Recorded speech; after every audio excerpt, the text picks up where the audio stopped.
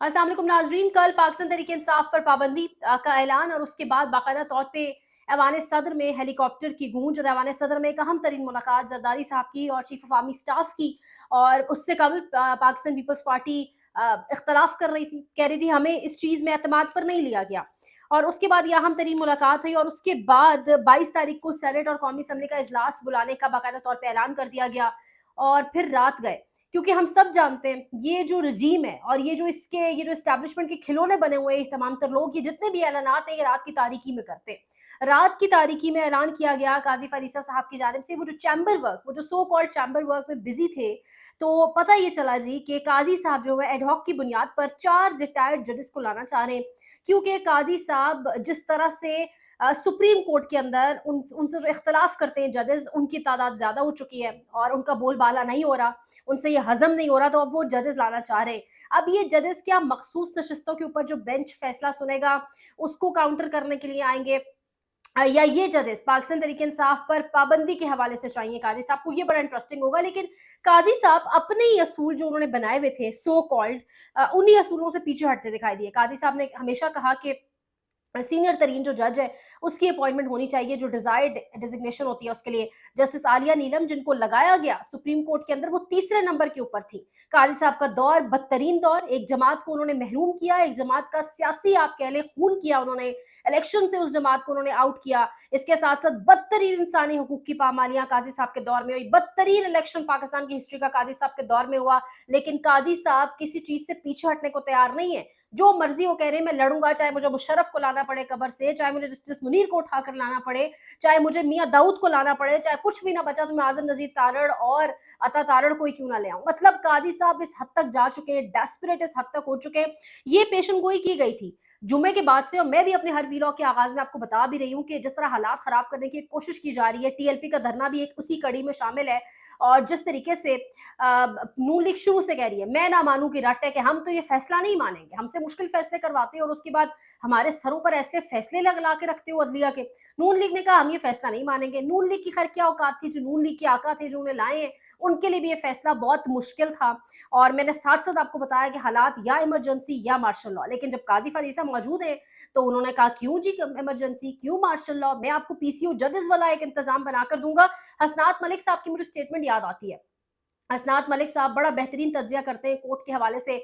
उन्होंने कहा कि काजी फाइज ईसा इस पूरे सिस्टम की गारंटी है, इस पूरे सिस्टम की जमानत है। वैसा ही हुआ, किसी को मार्शल लॉ लगाने की जरूरत नहीं है, किसी को इमरजेंसी लगाने की जरूरत नहीं है, काजी फाइज ईसा साहब आपके सब काम पूरे करके देंगे।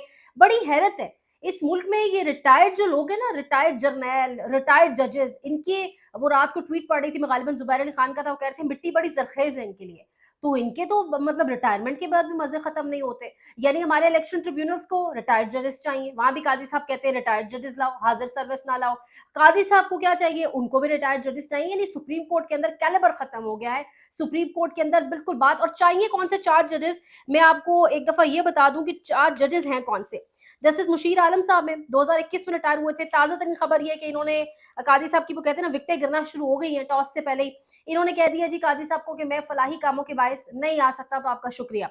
दूसरे इनको चाहिए मकबूल बाकर, 2022 में रिटायर हुए थे। और मकबूल बाकर कौन से जज है, सीएम सिंध रह चुके, इंटरिम सेटअप के अंदर बदतरीन, बदतरीन वर्ड भी कम है, वर्स्ट किस्म की पाकिस्तान तहरीक इंसाफ के लोगों पर क्रैकडाउन हुआ और इनको फर्क भी नहीं पड़ा। ये बोले भी नहीं इंटरिम सेटअप का हिस्सा होते हुए कि ये क्या हो रहा है। न्यूट्रलिटी होती है ना, बंदा एक बात करता है।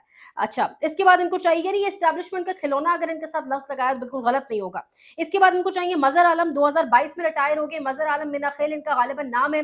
ये वही जज है, अगर मैं गलत नहीं हूं तो, जिन्होंने जो रूलिंग थी कासिम सूरी साहब किया था बंदियाल के दौर में, उस रूलिंग के नीचे इख्तलाफी नोट पे इन्होंने कहा था कि कासिम सूरी के ऊपर क्यों ना आर्टिकल 6 लगाया जाए, क्योंकि उन्होंने वो रूलिंग पढ़कर सुनाई वहां पे साइफर के हवाले से, वो याद होगा आप सबको। ये वो जज है। सरदार तारिक मसूद चाहिए इनको, यानी जो कहते हैं ना एस्टैब्लिशमेंट के असासे, वो उन्होंने सामने ला के रख दिए। अब सरदार तारिक मसूद वो जज हैं जिन्होंने कहा कि मिलिट्री ट्रायल होना चाहिए। मिलिट्री ट्रायल क्यों नहीं होगा, उस पर जस्टिस वो जिनको एजाज एहसन साहब, जिनको रेफरेंस ला के साइड पर कर दिया गया, एजाज एहसन साहब ने मुखालफत की भरपूर है, इन्होंने कहा क्यों नहीं मिलिट्री। और ये वही है सरदार तारिक मसूद साहब, अपने नाम के साथ सरदार लगाने वाले, जिन्होंने कहा कि ये इंसानी हकूक हमें कहाँ तक लेकर जाएंगे, जिन्होंने आइन की किताब उठा के साइड पर रखी और कहा ये इंसानी हकूक ना जाने हमें क्या क्या दिखाएंगे। ये सरदार तारिक मसूद साहब इन्हें चाहिए, ये मकबूल बाकी रहने चाहिए और ये मिनाखेल साहब इनको चाहिए, मुशीर आलम तो साइड पर हो चुके। तो ये ताकतवरों के असासे काजी साहब सामने ले आए हैं। अब हालात को बदस्तूर मुसलसल खराब करने की कोशिश तो की जा रही है। पाकिस्तान तहरीक इंसाफ कैसे रिएक्ट करेगी, डेफिनेटली वो भी बहुत अहम होगा देखना। और इसके साथ साथ 9-10 मुहर्रम के बाद हालात किस तरफ जाते हैं, लेकिन उससे पहले ये दुआ भी करें कि 9-10 मुहर्रम अमन अमान से, खैर आफियत से निपट जाए। जिस तरीके से टीएलपी के लोग बैठे यहाँ फैजाबाद के ऊपर, अल्लाह पाक आसानियां करे, मुल्क पर रहम करे, क्योंकि कोई अपनी जिद और अना में आपको बता रही हूँ मुसलसल कि बहुत पागल हुआ पड़ा है। ट्विटर पर भी मैं मुसलसल यही ट्वीट कर रही हूँ कि किसी का बस नहीं चल रहा कि खुद को नोच डाला जाए। क्या मतलब मुल्क किस तरफ धकेला जा रहा है, समझ से बाहर है।